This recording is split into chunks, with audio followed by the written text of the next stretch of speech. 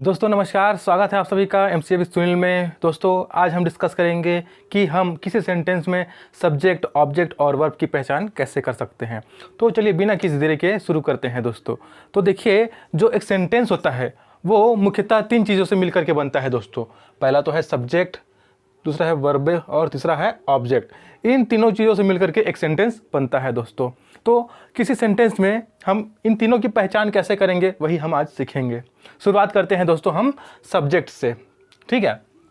तो सबसे पहले मैं पहचान के लिए एक सेंटेंस लिखता हूं दोस्तों। मेरा सेंटेंस है Ram is driving a car, ठीक है। अर्थात राम एक कार चला रहा है। क्या कर रहा है? राम एक कार चला रहा है, अर्थात Ram is driving a car, ठीक है। तो इस सेंटेंस में सब्जेक्ट भी है, वर्ब भी है और ऑब्जेक्ट भी है दोस्तों। तो हम सब्जेक्ट, वर्ब और ऑब्जेक्ट की पहचान कैसे करेंगे यही आज हम सीखेंगे। शुरुआत करते हैं दोस्तों सब्जेक्ट से, ठीक है। तो सब्जेक्ट क्या होता है? तो सब्जेक्ट वो होता है दोस्तों जो किसी कार्य को करता है, ठीक है। तो सब्जेक्ट क्या होता है, देखिए यहाँ पर मैं लिख देता हूँ। सब्जेक्ट किसे कहते हैं? जो कार्य करता है, जो कार्य करता है वो सब्जेक्ट होता है दोस्तों, ठीक है। जो कार्य करता है वही सब्जेक्ट होता है। अब हम सब्जेक्ट की पहचान कैसे करें? तो सब्जेक्ट की पहचान करने के लिए हमें प्रश्न करना पड़ेगा दोस्तों। हमें प्रश्न पूछना पड़ेगा। कौन सा प्रश्न पूछेंगे? तो हम पूछेंगे दोस्तों कौन का प्रश्न। हमें सब्जेक्ट की पहचान करना है तो कौन का प्रश्न हमें पूछना पड़ेगा।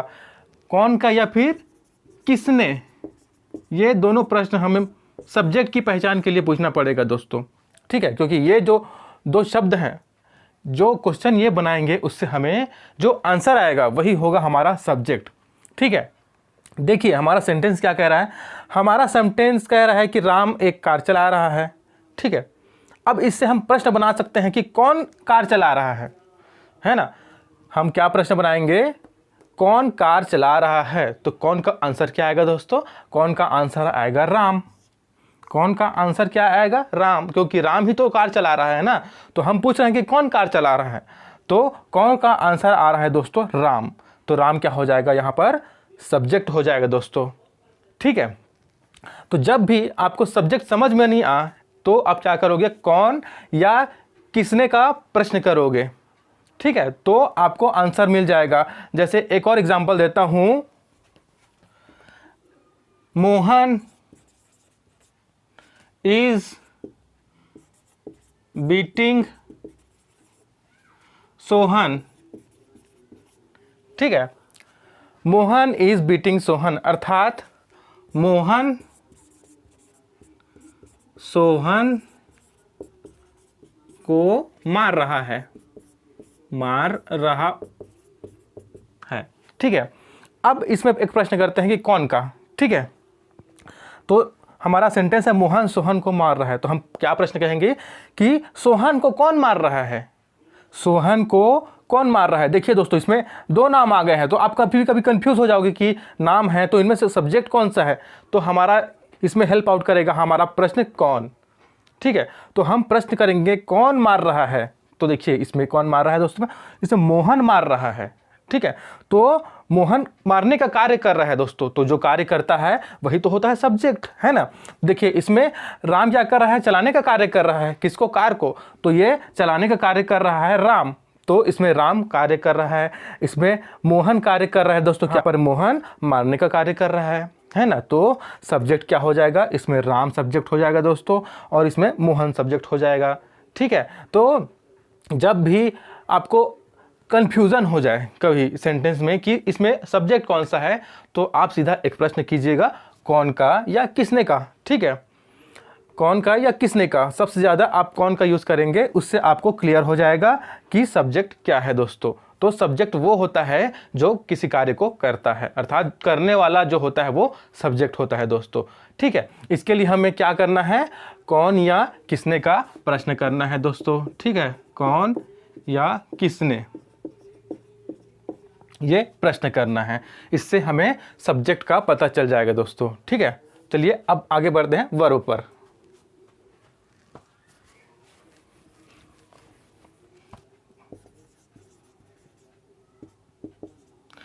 तो दोस्तों देखते हैं अब आगे वर्ब।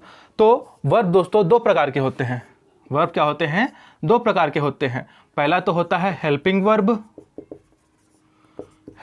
वर्ब, और दूसरा होता है मेन वर्ब। दूसरा क्या होता है? दूसरा होता है मेन वर्ब। ठीक है, तो हेल्पिंग वर्ब क्या होता है?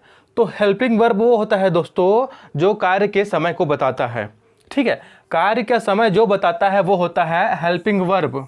अर्थात हेल्पिंग वर्ब से हमें ये पता चलता है कि कार्य जो है वो पास्ट में हुआ है या वर्तमान में हो रहा है या फिर फ्यूचर में होगा। ये हमें किससे पता चलता है? ये हमें पता चलता है दोस्तों हेल्पिंग वर्ब से। ठीक है, तो हेल्पिंग वर्ब के उस एग्जाम्पल में आपको बता देता हूँ। ये होते हैं is, am, are, was, were, shall, will, has, have, had. ठीक है, ये सभी हैं एग्जाम्पल हेल्पिंग वर्ब के दोस्तों। ठीक है, हेल्पिंग वर्ब का यूज़ हमेशा वर्ब के पहले किया जाता है। ठीक है, इससे हमें ये पता चलता है कि कोई कार्य जो हो रहा है वो पास्ट में हो चुका है या वर्तमान में हो रहा है या फिर फ्यूचर में होगा दोस्तों। ठीक है, तो वर्ब दो प्रकार के होते हैं। पहला है हेल्पिंग वर्ब, दूसरा है मेन वर्ब। ठीक है, दूसरा होता है मेन वर्ब। तो हेल्पिंग वर्ब हमें कार्य के होने का समय बताता है दोस्तों। ठीक है, तो हेल्पिंग वर्ब हमें क्या बताता है? हेल्पिंग वर्ब हमें बताता है दोस्तों कार्य का समय, कार्य का समय बताता है। ठीक है, हेल्पिंग वर्ब हमें कार्य का समय बताता है। ठीक है, तो हेल्पिंग वर्ब के एग्जांपल्स है, देखिए कुछ is, am, are, was, were, shall, will, has, have, had. ये सभी क्या हैं? हेल्पिंग वर्ब के एग्जांपल है दोस्तों। जैसे अगर इज, एम, आर है, ठीक है, ये है आपके वर्ब के पहले, तो ये मान के चलिए कि जो कार्य है वो प्रेजेंट में हो रहा है। ठीक है, अगर आपका हेल्पिंग वर्ब है वाज या वर, तो आपको ये मान के चलना है जो कार्य है वो पास्ट में हो चुका है। ठीक है, अगर शैल और विल है आपका हेल्पिंग वर्ब, तो आप क्या मानेंगे कि जो कार्य है वो फ्यूचर में होगा। ठीक है दोस्तों, अगर हैज़, हैव या हैड आता है दोस्तों, तो ये भी हमारे कार्य को पास्ट में होने का संकेत देते हैं। अर्थात अगर कोई कार्य पास्ट में हो चुका है उसके लिए हम किसका यूज़ करते हैं? हैज़, हैव या हैड हेल्पिंग वर्ब के लिए दोस्तों। ठीक है, तो ये हो गया हमारा हेल्पिंग वर्ब। अब आते हैं मेन वर्ब पर। तो जो कार्य होता है दोस्तों वही होता है मेन वर्ब। ठीक है, जैसे इस सेंटेंस में देखिए Ram is driving a car. तो राम क्या कार्य कर रहा है? तो राम जो है वो कार चलाने का काम कर रहा है दोस्तों। ठीक है, जो राम है वो कार को चलाने का काम कर रहा है। तो इसमें क्या हो रहा है? ड्राइव। इसका वर्ब क्या हो जाएगा? ड्राइव, क्योंकि राम क्या कर रहा है? ड्राइव करने का कार्य कर रहा है ना, कार को चलाने का कार्य कर रहा है। तो यहाँ हिंदी में कहें तो चलाने, और अगर इंग्लिश में देखो तो ड्राइव करने का कार्य कर रहा है। ठीक है, तो जो कार्य होता है वही होता है वर्ब दोस्तों। ठीक है, देखिए इसमें सेकेंड सेंटेंस में देखिए मोहन इज बीटिंग सोहन। तो सब्जेक्ट तो मोहन है, वो कार्य कर रहा है। तो क्या कार्य कर रहा है दोस्तों? वो सोहन को मारने का कार्य कर रहा है। मारने का कार्य कर रहा है, तो यहाँ पर बीट जो है वो क्या हो जाएगा दोस्तों? यहाँ पर वर्ब हो जाएगा दोस्तों। ठीक है, तो जो भी कार्य होता है वो वर्ब होता है, जो कार्य करता है वो सब्जेक्ट होता है। ठीक है, और जो कार्य के होने का समय बताए वो हमारा होता है हेल्पिंग वर्ब दोस्तों। ठीक है, अब आगे बढ़ते हैं हम ऑब्जेक्ट पर। तो दोस्तों ऑब्जेक्ट क्या होता है? तो ऑब्जेक्ट वह होता है जिस पर कोई कार्य होता है। ठीक है, तो ऑब्जेक्ट क्या होता है? यहाँ पर वर्ब लिख देता हूँ। वर्ब का भी जो कार्य होता है उसे वर्ब कहते हैं। ठीक है, जो कार्य होता है उसे वर्ब कहते हैं। अब आते हैं ऑब्जेक्ट पर। तो ऑब्जेक्ट क्या होता है? जिस पर कार्य होता है, जिस पर कार्य होता है। तो जिस पर कार्य होता है दोस्तों वही होता है ऑब्जेक्ट। ठीक है, तो सेंटेंस के हेल्प से समझते हैं। तो देखिए पहले सेंटेंस में क्या हो रहा है? राम एक कार चला रहा है। ठीक है, तो राम तो चला रहा है, बट किसको चला रहा है? राम किसको चला रहा है? तो राम चला रहा है कार को। ठीक है, तो अगर आपको कन्फ्यूज़न हो कभी भी ऑब्जेक्ट को पहचानने के लिए, तो आप जैसे सब्जेक्ट के लिए एक क्वेश्चन करते थे ना, ठीक वैसे ही ऑब्जेक्ट के लिए भी एक क्वेश्चन कीजिए। तो क्या क्वेश्चन करना है इसमें? हमें क्या का क्वेश्चन करना है दोस्तों, क्या का या किसको। ये दोनों क्वेश्चन किसके रहेंगे? ऑब्जेक्ट के दोस्तों। ठीक है, अगर आपको ऑब्जेक्ट समझ में नहीं आ रहा है कि ऑब्जेक्ट क्या होगा इस सेंटेंस में, तो सिंपली आप क्वेश्चन कीजिए। क्या क्वेश्चन करेंगे? क्या का या फिर किसको का। जैसे पहले सेंटेंस में देखते हैं, मान लीजिए हमें नहीं समझ में आ रहा है कि इस सेंटेंस में ऑब्जेक्ट क्या है, तो हम इसमें पहले क्या का क्वेश्चन करेंगे। तो क्या कहेंगे? राम क्या चला रहा है। तो क्या का जो आंसर आएगा दोस्तों वही होगा ऑब्जेक्ट। ठीक है, राम क्या चला रहा है? तो राम कार चला रहा है, तो कार क्या हो जाएगा दोस्तों? कार इसमें ऑब्जेक्ट हो जाएगा दोस्तों। ठीक है, राम किसको चला रहा है? राम कार को चला रहा है ना, तो कार हमारा ऑब्जेक्ट हो जाएगा। ठीक है, देखिए सेकंड सेंटेंस में हम क्या पूछेंगे? यहाँ पर हम पूछेंगे मोहन किसको मार रहा है। मोहन किसको मार रहा है? तो हमारा आंसर क्या आएगा? मोहन सोहन को मार रहा है, अर्थात किसको का आंसर? सोहन आ गया दोस्तों। तो यहाँ पर हमारा जो ऑब्जेक्ट है वो सोहन हो गया, है ना। तो हमको ऑब्जेक्ट को पहचानने के लिए क्या करना पड़ेगा? प्रश्न पूछना पड़ेगा, अगर हमको समझ में नहीं आ रहा है तब की स्थिति में। ठीक है, हमको क्या प्रश्न पूछना है दोस्तों? क्या और किसको का। आप इनमें से कोई भी एक वर्ड का लेकर के क्वेश्चन कर सकते हैं, या तो क्या लेकर के कीजिए या फिर किसको लेकर के कीजिए। ठीक है, तो हमें उससे ऑब्जेक्ट की पहचान हो जाएगी दोस्तों। जैसे पहले सेंटेंस में हमने क्या पूछा, तो उसका आंसर क्या आ रहा है? कार आ रहा है ना। अर्थात राम क्या चला रहा है? तो राम कार चला रहा है।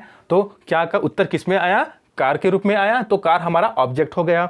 दूसरे सेंटेंस में हमने पूछा कि मोहन किसको मार रहा है, तो किसको का उत्तर क्या आया दोस्तों? किसको का उत्तर आया? सोहन। सोहन को मार रहा है, अर्थात किसको का आंसर सोहन आ रहा है ना, तो सोहन हमारा इसमें ऑब्जेक्ट हो गया। ठीक दोस्तों, अगर आपको मेरी आज की क्लास अच्छी लगी है तो मेरे चैनल को सब्सक्राइब कीजिए, वीडियो को लाइक कीजिए, शेयर कीजिए और बेल आइकन को भी ज़रूर दबाइए, ताकि आगे आने वाले वीडियोज़ की अपडेट आपको मिलती रहे।